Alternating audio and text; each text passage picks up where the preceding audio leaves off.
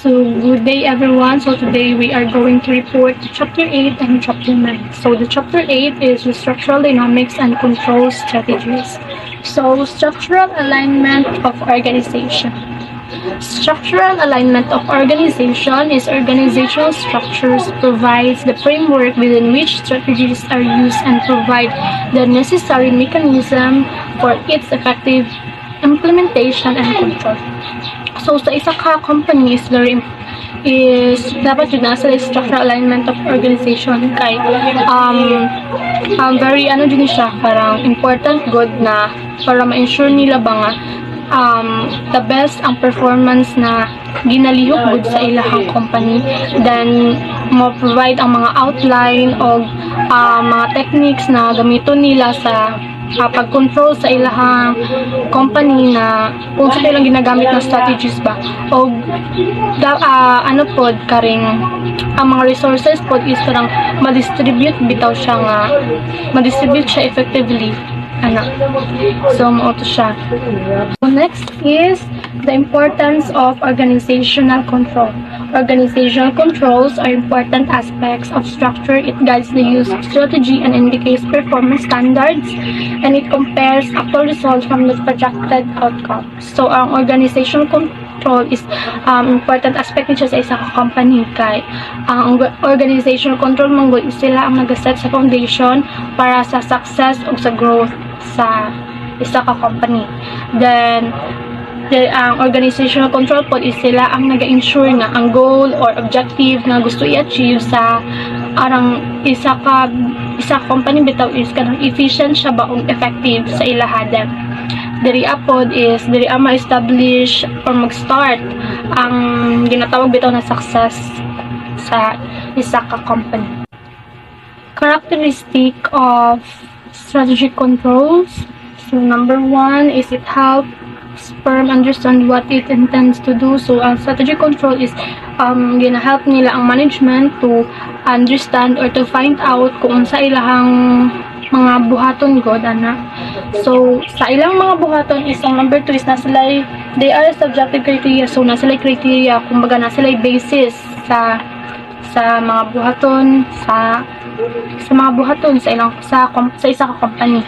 Then kay naamang sila subjective criteria, so it examines what fits to be done. So gina-examine po nila kung unsa ang dapat himuon, kung mao ba ni siya or dili ana, kung tama ba ni siya or dili ana good. Then ang number 4 is it demands effective communication. So kabalo man jud ta na parang very essential jud nga dapat na adjure effective communication para ma-avoid good ang errors Then number 5, it verifies the sharing of appropriate strategies. So before sila mag-share sa mga strategies is pinang gina-verify pa nila ba gina-verify pa nila if appropriate ba ni siya or dili. So this is the characteristic of effective financial controls. Number 1, financial controls are effective indicators of performance. So ang financial controls daw is makatabang ni siya para ma-monitor nato or ma-measure nato ang progress sa dagan sa atong company, ma-identify nato ang atong desired outcome, and also tungod ani ma-ensure nato nga na-manage nato ang risk, then na-manage nato ang tanan nga nahitabo sulod sa atong company. Number 2, they are objective criteria that measure performance. It helps the company see how it doing financially. Matanaw ni mo dira kung okay ba ang dagan sa company, ma-measure ni mo dira kung ano ba ang kulang or ang dapat, then also gabasi ni sa facts, sa numbers. Wala sila gabasi sa personal nilang opinion towards anang mga butang. And then number 3, it evaluates present performance against previous record. So gina-compare nila ang present nga nahitabo sa dagan sa company sa past para makita nila kung nag-improve ba ang ilang company, para makita nila kung unsa bay kabag-uhan or napasli dapat bag-uhon, or para pud makita nila kung ano ba ang dapat nila i-improve siya. So number 4, it is the indicators in safeguarding to corporate asset. It means makatabang ni siya para maprotektahan o ma-ensure ang security sa company record, such as kwarta, inventory, equipment, and para po ma-prevent ang scam o fraud. And then number 5, it ensure that transactions are properly authorized. Importante po ni siya nga dapat jud authorized tanan nga transaction para kanang makalikay pud ta og scam. It's because kanang para ma-secure nato o para maabot ang panahon na kanang magkapangutanhanay na kanang dili ang imuhang documents is because authorized siya, then makaprevent jud ka og scam. Number 6, it provides reliable information in the use of financial resources. So number 6 is diriya is dapat ang imuhang information dapat kanang reliable siya, masabtan siya para ang katong mga kumpanya nga imong gusto ka makipag-partnership sa ilaha na siya musalig sila sa imuha, and then musalig sila sa imo, it's because ang imong nahatag silang information is kanang reliable then kanang matuuhan. So let's proceed on partners of relationship between strategy and structure. As the business operation expands, so it is organizational structure, and in the turn develop new strategies to cope with the expanding business activities. Firms tended to grow in predictable manners. So this is the following pattern. Letter A, increase in sales volume. So syempre magdako ng imong kumpanya, so dapat mag-expand na ka sa imong theme, mag-develop na kag advertising capabilities para makatabang na ma-ensure ni mga imong company is ma-reach ni mga imong target, and then mag-promote ko ni siya mag-promote ka dapat og product effectively. Tungod ani is maka-promote ka og product effectively, and then ma-sustain nimo ang growth sa dagan sa imong company. Letter B, geographical distribution. Geographic distribution of products and service needs new breed of manager executives who will always handle their provincial and regional activities to cope with the increasing demand of the market. So, kailangan nimo og kanang bag-o nga mga managers, kailangan nimo og mga executives, daghan dapat para kanang sila na ang mag-handle sa mga provincial and regional activities para dili na ka mas mabisi, and then para mas maging way po siya para mas mag-increase po ang imuhang demand sa market.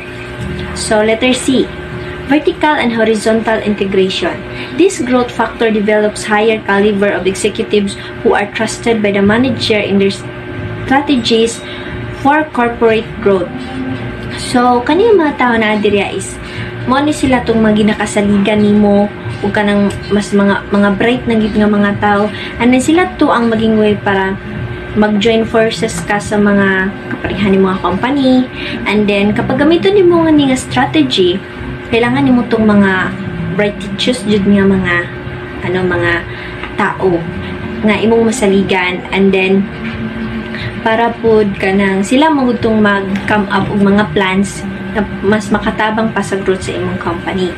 And then letter D, product diversification. The manufacturing of new product, of the integration of new technology, of the production of goods needs new structure, and at the same time develop new strategies to make the product survive in the market competitiveness. So diriya is kanang kailangan nimo og kanang mga bag-o nga mga product, and also kailangan nimo og bag-o day nga mga strategies, bag-o nga structure, at the same time kailangan nimo og kanang mag-come up og mga bag-o pagpud nga mga idea. Parang imong product is kanang mas mas mulambo pagud siya na improvement. Kailangan nimo improvement para makasabay ka sa mga uban nga mga product nga imong mga competitors, padili ka ma-behind, para even though daghan ka competitors, at least man na nakasabay ka sila, and then dili ma-behind ang imong mga product. Letter E, last, Business diversification. The development of new business organization that is consistent with the corporate expansion program to other business venture needs a more elaborate structure that will deliver the desired profit and return on investment. So, kailangan jud pud nimo i-develop ang imuhang business para mas maging valuable pa ang imuhang kwarta, mas mudako pang imong profit, and then ang imong investment is mabalik sa imuhan. Based on the above growth patterns, 3 major organizational structures were used to implement strategies. So, number 1 is simple structure. In this simple structure, the owner-manager makes all major decisions and supervises all operations from production to the marketing products or services. So, letter A is the line organizational structure. Line organization is one of the most basic types of organizational structure where each level of management has clear authority over the next level down. So,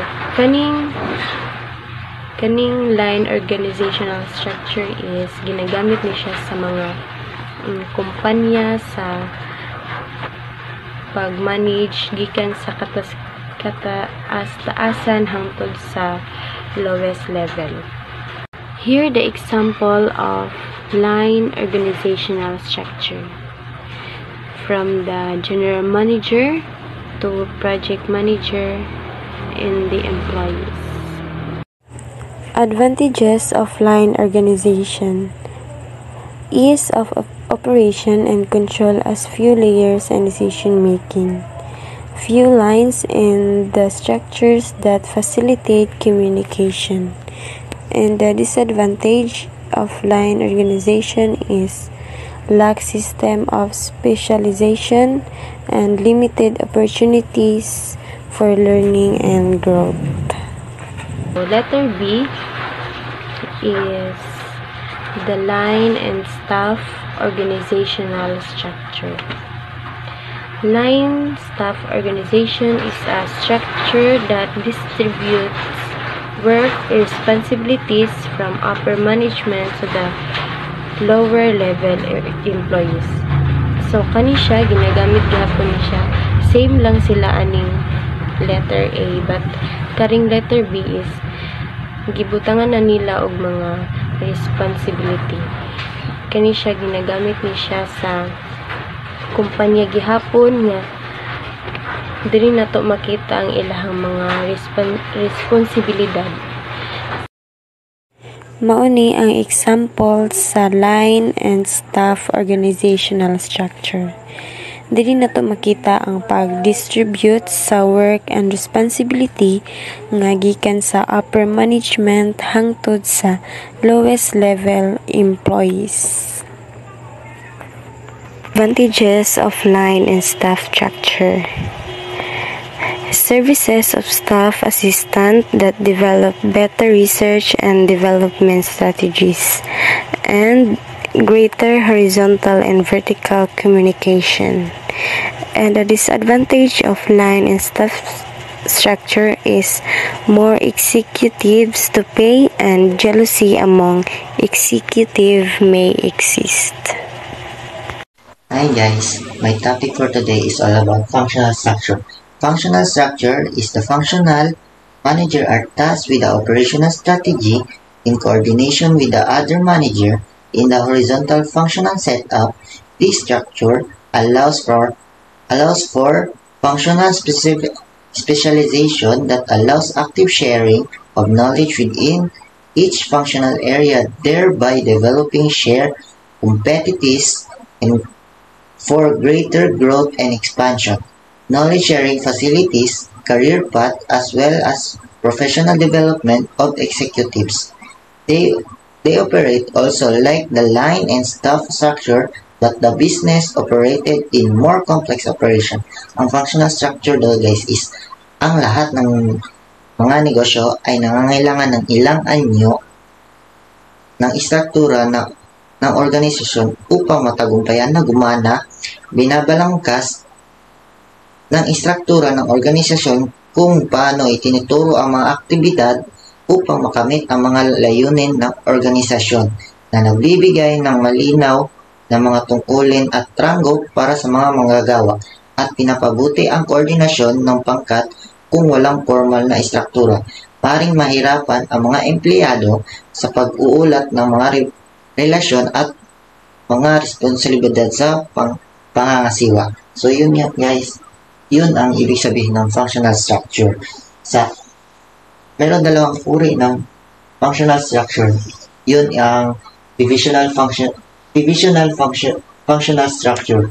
Ang divisional function structure daw ay, ang ibig sabihin niyan is, sa kabilang banda, ang isang divisional na istruktura ay nag-organisa ng mga empleyado sa paligid ng mga produkto, serbisyo, or geograpikong lokasyon sa ganitong uri ng mga istruktura. At iba't ibang mga division ay nilikha sa loob ng organisasyon. Bawat isa ay tumutuon sa isang partikular na linya ng produkto o segment ng merkado. Ang bawat division ay gumagana bilang isang hiwalay na entity na may sariling hanay ng mga function tulad ng production, marketing, at pananalapi. Ang mga istrukturang division ay karaniwang matatagpuan sa malalaking organisasyon na may magkakaibang linya na produkto o nagpapatakbo sa maraming geograpikong rehiyon. So yun yung guys, ang meaning ng functional structure. Next naman is divisional, product, or regional structure. So, divisional regional structure ay regional structure sa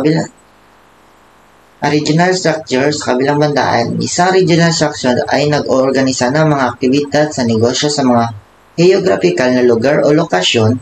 Ang bawat rehiyon ay nagpapatakbo bilang isang semi-autonomous na entity na may sariling mga kapagkukunan at mga function na inaakma upang matugunan ang mga pangangailangan ng mga particular bahagi ng merkado. Ang diskarte na ito ay nagbibigay daan sa mga kumpanya na matugunan ang mga pagkakaiba-iba ng rehiyon sa mga kagustuhan ng customer, regulasyon, at dynamics ng mga merkado ng effective. So yun yan guys, ang meaning ng divisional product, or regional structure. So may advantage and disadvantage naman tayo. Ang nakalagay dito sa advantage guys is effective communication and coordination. Pangalawa naman sa advantage is effective sharing of knowledge and information. Next naman guys is sa disadvantage. Sa disadvantage naman guys ay may uri na may have negative effect on communication and needs close coordination among units. So yun nga guys, ang mga advantage and disadvantage ng functional structure. So next naman guys is number 3. The growth of multidivisional structure. Ang divisional structure ay most diversified corporation continue to grow and success not only in the local operation but also internationally. Successful diversification requires analysis of substantially greater amount of data and information. When firms offer the same product and different market diversifies in foreign countries, managing high levels of diversification through functional structure creates serious coordination, consideration, and control problem, thus creating the multi-level structural form. So yun nga guys, ang meaning ng the growth of multidivisional struktura, nakilala rin bilang M4 na organisasyon ay nakakita ng makabuluhang paglago at pag-aampon sa iba't ibang industriya sa paglipas ng mga taon. Ang format ng organisasyon ito ay lumitaw bilang tugon ng sa mga hamon na kinakarap ng malalaki at aplikado ng mga organisasyon na nagpapatakbo sa ilalim ng mga hierarchical na istruktura. So, yun, guys. May advantage and disadvantage naman ang the growth of multidivisional structure. Ang advantage and disadvantage naman, guys. Sa advantage is meron siyang accurate monitoring of business performance and simplified operational and problem control. The disadvantage naman, guys, is overexpansion may create vacuum in the organizational ladders and need trusted and committed executives. So, yun nga, guys.